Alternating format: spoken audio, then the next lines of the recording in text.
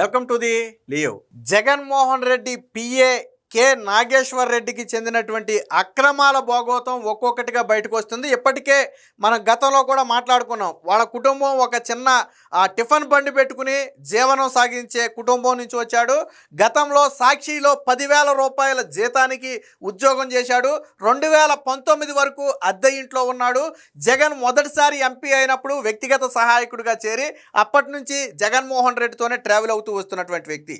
Jagan CM అయ్యే వరకు అద్దె ఇంట్లో ఉన్నటువంటి కేఎన్ఆర్ జగన్ సీఎం అయిన తరువాత 5 ఏళ్ల వ్యవధిలోనే 3 రాష్ట్రాలలో ఆస్తులు కొన్నాడు. 3 రాష్ట్రాల్లో ఇళ్ళు ఉన్నాయి, 3 రాష్ట్రాల్లో ఆస్తులు ఉన్నాయి. వాళ్ళ భార్యకు ఒక సాఫ్ట్వేర్ కంపెనీలో వాటా ఉంది. కేఎన్ఆర్కు విజయవాడ బెంజ్ సర్కిల్ వద్ద ఒక కార్ల షోరూంలో వాటా ఉంది. ఆవిడ ఖాతాలో 20 కోట్ల రూపాయల నగదు లావాదేవీలు జరిగాయి. 2 కేజీలకు సంబంధించినటువంటి గోల్డ్ వివరాలు పట్టుబడ్డాయి. సో ఇంత ఆస్తి ఎలా వచ్చిందా అని మనం మాట్లాడుకున్నాం. పైగా తిన పేరు మీదే కాదు, బినామీలను పెట్టుకునే స్థాయికి వెదిగాడు. ఇప్పటికే వైసీపీ అధికార ప్రతినిధిగా ఉన్నటువంటి పుత్తా శివశంకర్ రెడ్డి బినామీ అని మనం మాట్లాడుకున్నాం. ఆయన పోలీసులు కూడా విచారించారు. అయితే మరొక వ్యక్తి వీరారెడ్డి అనే మరొక వ్యక్తి పేరు కూడా బయటకు వచ్చింది. వాస్తవానికి జగన్మోహన్ రెడ్డి దగ్గర వ్యక్తిగత సహాయకుడిగా చేరిన కొత్తలో ఈ వీరారెడ్డితో పరిచయం ఏర్పడింది. ఎస్ఆర్ నగర్లో వీరారెడ్డికి ఒక బార్ ఉండేది. ఆ బార్ దగ్గర ఉన్నటువంటి గెస్ట్ హౌస్లోనే జగన్ దగ్గర పిఏగా పనిచేస్తున్న సమయంలో అప్పుడప్పుడు వెళ్ళి వస్తూ ఉంటూ వాళ్ళిద్దరి మధ్య బంధం ఏర్పడి ఆ తరువాత ఏదైతే ఎస్ఆర్ నగర్లో ఒక బార్ ఉందని చెప్పుకున్నామో ఆ బార్లో పార్ట్నర్గా కూడా మారాడు.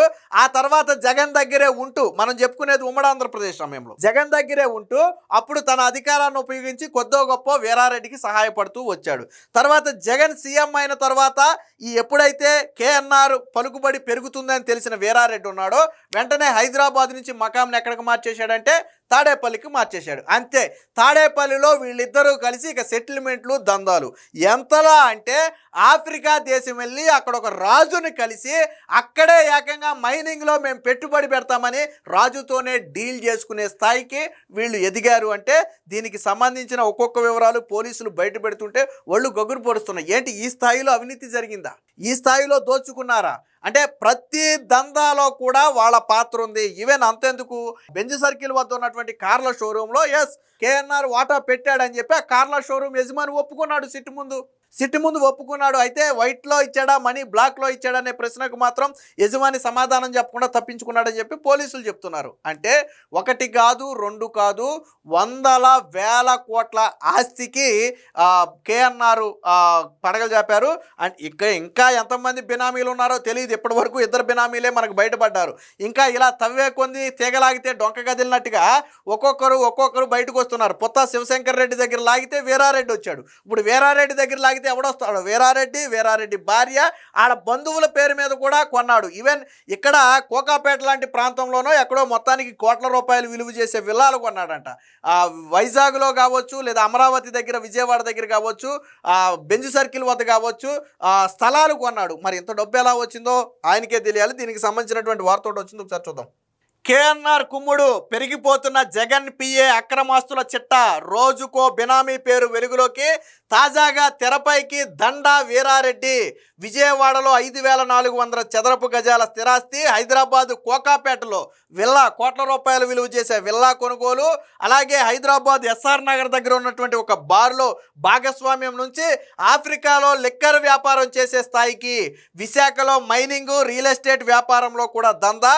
కూటమి ప్రభుత్వం రాగానే ఎవరైతే వీరారెడ్డి ఉన్నాడో ఆ వ్యక్తి లోకేష్ రెడ్డిగా పేరు మార్చుకుని మళ్ళీ తిరిగి హైదరాబాద్కి మకాం మార్చాడు. వాస్తవానికి హైదరాబాద్ నుంచి తాడేపల్లికి జగన్ సీఎంగా ఉన్నప్పుడు మకాం మార్చి జగన్ ఓడిపోయిన వెంటనే మళ్ళీ ఏం చేశాడు, అక్కడ పెట్టి బేడ జద్దేసుకుని తిరిగి ఇక్కడికి వచ్చి ఈసారి లోకేష్ రెడ్డిగా ప్రచారం చేసుకుంటున్నాడంటే అసలు ఐడెంటిటీ బయట పడకుండా, ఎందుకైనా మంచిది ఈ లిక్కర్ స్కాముల్లో ఇతని పాత్ర కూడా ఉంది, పిఏని లాగితే నేను బయటపడతాననే భయంతో తన పేరు ఐడెంటిటీ పూర్తిగా మార్చేసుకుని ఇక్కడ తిరుగుతున్నట్టుగా పోలీసులు అయితే గుర్తించారు.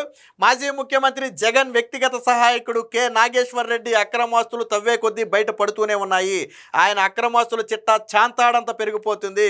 జగన్ అధికారంతో 100 కోట్ల విలువైన ఆస్తులు సంపాదించిన కేఎన్ఆర్ బినామీలు రోజుకొకరు వెలుగులోకి వస్తున్నారు. ఆయన చిన్ననాటి స్నేహితుడు, కడప జిల్లాకు చెందిన పుత్తా శివశంకర్ రెడ్డి బినామీ అని మనం మాట్లాడుకున్నాం. పుత్తా శివశంకర్ రెడ్డిని ఆల్రెడీ పోలీసులు విచారించారు. అతను వైసీపీ అధికార ప్రతినిధిగా కూడా ఉన్నాడు. బహుశా మరి మనోడే ఏమైనా ఇప్పించడం మనకు తెలియదు. కానీ తరువాత ఆ వ్యక్తి దగ్గర విచారణ చేస్తే బయటకు వచ్చిన వ్యక్తే ఈ దండా వీరారెడ్డి. సో ఇతనికి సంబంధించినటువంటి భోగోతాలు కూడా వచ్చి ఒకసారి చూద్దాం. సో పుత్తా శివశంకర్ రెడ్డి బినామీ దగ్గరగా ఇప్పటికే ఆధారాలు సేకరించింది. తాజాగా గుంటూరు జిల్లా మేడుకొండూరుకు చెందిన దండా వీరారెడ్డి పేరు తెరపైకి వచ్చింది. వైసీపీ హయాంలో ముఖ్యమంత్రి జగన్ పిఏ హోదాలో కేఎన్ఆర్ సంపాదించిన అక్రమాస్తులలో సింహభాగం దండా వీరారెడ్డి, ఆయన భార్య, ఇతర బంధువుల పేర్లతో పెట్టినట్టుగా తెలుస్తుంది. గత ప్రభుత్వంలో జరిగిన లిక్కర్ స్కామ్ను దర్యాప్తు చేస్తున్న సిట్ అధికారులు కేఎన్ఆర్ను విచారించిన సంగతి మనకు తెలిసిందే. మొత్తంగా 3 రాష్ట్రాల్లో ఆస్తులు, ఇళ్ళు ఉన్నట్లుగా ఇప్పటికే అధికారులు గుర్తించారు. విశ్వసనీయ సమాచారం ప్రకారం హైదరాబాద్లోని సంజీవ్ రెడ్డి నగర్లో అంటే ఎస్ఆర్ నగర్లో బార్లో వ్యాపార భాగస్వాములుగా ఉన్నటువంటి ఈ ఇద్దరు జగన్ ముఖ్యమంత్రి అయ్యాక ఏకంగా ఆఫ్రికాలోని ఒక దేశం రాజును కలిసి అక్కడ లిక్కర్లో వ్యాపారాలు చేసేందుకు ఒప్పందం కుదుర్చుకున్నట్టుగా కూడా తెలిసింది. విజయవాడలోని రామరప్పాడు ప్రాంతంలో 5,400 చదరపు గజాలంటే మామూలు విలువ కాదు. అది విజయవాడ రామరప్పాడు ప్రాంతంలో 5,400 చదరపు గజాలంటే మామూలు విషయం కాదు. అలాగే హైదరాబాద్లోని కోకాపేట ప్రాంతంలో కోట్ల రూపాయలు విలువ చేసే ఒక విల్లాను ఈ వీరారెడ్డి భార్య పేరు మీద పెట్టారు. విశాఖపట్నంలో లాటరైట్ మైనింగ్, రియల్ ఎస్టేట్ దందాల నుంచి ఏది వదలకుండా వసూలు చేశారు. ఇందుకోసం బినామీ వీరారెడ్డి చేతికి ఒక గన్ ఇచ్చి దానికి లైసెన్స్, పోలీసుల చేత లైసెన్స్ కూడా ఇప్పించాడు. ఎందుకంటే వీళ్ళు చేసేయే ఇల్లీగల్ యాక్టివిటీస్ కాబట్టి ఒక లైసెన్సు, దానికి గన్ను కూడా ఈ కేఎన్ఆర్ తన ఇన్ఫ్లుయెన్స్ జగన్మోహన్ రెడ్డి పియ్య అంటే ఏమని చెప్పండి, ఫోన్ చేస్తే ఎవడు కాదంటాడు. సో ఒక లైసెన్స్ కూడా ఇప్పించారు. వాస్తవానికి ఈ వీరారెడ్డికి లైసెన్స్ అవసరం లేదు. గన్ లైసెన్స్ ఇవ్వాలి అంటే దానికి కొంత క్రైటీరియా ఉంటుంది. సో అవేమీ లేకుండా ఒక లైసెన్స్ కూడా ఇప్పించాడు. అయితే రాష్ట్రంలో ప్రభుత్వం మారిన తర్వాత వీరారెడ్డి తన పేరును లోకేష్ రెడ్డిగా మార్చుకుంటాడు. వాస్తవానికి గుంటూరుకు చెందిన వ్యక్తి, గతంలో హైదరాబాద్లో ఉన్నాడు. ఇప్పుడు మళ్ళీ తిరిగి హైదరాబాద్ మకాం మార్చేసి తన పేరును కూడా మార్చేసుకున్నాడు. సో వీళ్ళిద్దరి మధ్య బంధం ఎలా ఏర్పడిందంటే రాజశేఖర్ రెడ్డి దగ్గర నుంచి ఏర్పడింది. సో అది కూడా ఇక్కడ రాశారు చూడండి. వైఎస్ సీఎంగా ఉన్న సమయంలో హైదరాబాద్లోని ఎస్ఆర్ నగర్లో ఒక బార్లో వీరారెడ్డి భాగస్వామిగా చేరాడు. అక్కడే గెస్ట్ హౌస్ ఏర్పాటు చేసుకున్నాడు. అప్పట్లో ఉపాధి కోసం హైదరాబాద్ వెళ్ళిన ఆయన లిక్కర్ వ్యాపారంలో దిగాడు. జగన్ మొదట కాంగ్రెస్ తరపున కడప ఎంపీగా గెలిచినప్పుడు పిఏగా ఆయన వద్ద చేరిన కేఎన్ఆర్తో ఈ వీరారెడ్డికి బంధం ఏర్పడింది. ఎస్ఆర్ నగర్లో వీరారెడ్డికి ఉన్నటువంటి ఆ గెస్ట్ హౌస్కి వెళుతూ వస్తూ ఉండేవాడు. కొంతకాలం తర్వాత వీరారెడ్డి ఉన్నటువంటి ఆ బార్లోనే భాగస్వామి కూడా అయ్యాడు. తర్వాత హైదరాబాద్లోని కోకాపేట ప్రాంతంలో రియల్ ఎస్టేట్ వ్యాపారాలకు సహకరించాలని చెప్పి వీరారెడ్డి కోరటంతో కేఎన్ఆర్ తోడ్పాటు అందించాడు. ఎందుకనంటే అప్పటికే జగన్మోహన్ రెడ్డి ఎంపీగా ఉన్నాడు, రాజశేఖర రెడ్డి సీఎంగా ఉన్నాడు. కాబట్టి జగన్మోహన్ రెడ్డి దగ్గర పిఏగా ఉన్నాడు కాబట్టి, పైన సీఎం కూడా వీళ్ళ నానే కాబట్టి నాకు కొంత సహాయం చేయాలని వీరారెడ్డి అడిగితే రియల్ ఎస్టేట్ వ్యాపారానికి, దానికి కూడా తోడ్పాటు అందించి దానికి రావాల్సిన ప్రతిఫలం అంటే లంచాలు తీసుకుని అతనికి తోడ్పాటు, అనుమతులు, ఇతరితర కావాలి ఇప్పించాడు. 2019లో వైఎస్ మరణం తర్వాత జగన్ మీద కేసులు నమోదయ్యి జైలుకు వెళ్లడంతో వీళ్ళ రియల్ ఎస్టేట్ వ్యాపారం అనేది కొద్దిగా తగ్గిందంటే అప్పటికే రాజశేఖర్ రెడ్డి సీఎంగా ఉన్నప్పటి నుంచే వీళ్ళ రియల్ ఎస్టేట్ వ్యాపారం అనేది మొదలు. సో జగన్ సీఎం అయ్యాక దండా వీరారెడ్డి హైదరాబాద్ నుంచి మకాం తాడేపల్లికి మార్చాడు. కేఎన్ఆర్ వీరారెడ్డి ఇద్దరూ కలిసి అడ్డు అదుపు లేకుండా వసూళ్లు నడిపించారు. ఆఫ్రికా దేశాల్లో లిక్కర్ వ్యాపారం చేసే స్థాయికి ఎదిగారు. ఆఫ్రికాలో ఒక దేశానికి ఇద్దరు వెళ్లి అక్కడ రాజును కలిసినట్టుగా పాస్పోర్ట్ వివరాల ద్వారా పోలీసులు గుర్తించారు. వీరారెడ్డి, ఆయన భార్య, ఇతర కుటుంబ సభ్యుల పేరుతో అక్రమ ఆస్తులు పెట్టినట్టుగా ఈడీ తెలిసింది. దీంతో విచారణకు రావాలంటూ కేఎన్ఆర్ కు నోటీసులు ఇచ్చినట్లుగా, అంటే ఇప్పటికే ఎన్ఫోర్స్మెంట్ డైరెక్టరేట్ కూడా కేఎన్ఆర్ కు నోటీసులు ఇచ్చినట్లుగా సమాచారం అందుతుంది. ఇదే సమయంలో ఏపీ, తెలంగాణ సహా ఇంకెక్కడెక్కడ ఆస్తులు ఉన్నాయో ఆరా తీస్తున్నారు. అంటే ఏది ఏమైనా కేఎన్ఆర్ పేరు మీద ఉన్నటువంటి ఆస్తుల చిట్టా అనేది రోజు రోజుకి పెరుగుతుంది. ఆయన ఎవరి పేరు మీద బినామీలుగా పెట్టాడో వాళ్ళందరూ ఒక్కొక్కరిగా వెలుగులోకి వస్తున్నారు. అంటే జగన్ పిఏగా ఉన్నటువంటి ఒక వ్యక్తి ఏకంగా ఇతర దేశంలోనే లిక్కర్ వ్యాపారంలో పెట్టుబడులు పెట్టే స్థాయికి ఎదిగాడు అంటే ఎంత స్థాయిలో దోచుకున్నాడో మీరే ఆలోచించండి. మరి జగన్ దీని మీద నోరు మెదపడు. సాక్షిలో దీని మీద వార్తలు రాయరు.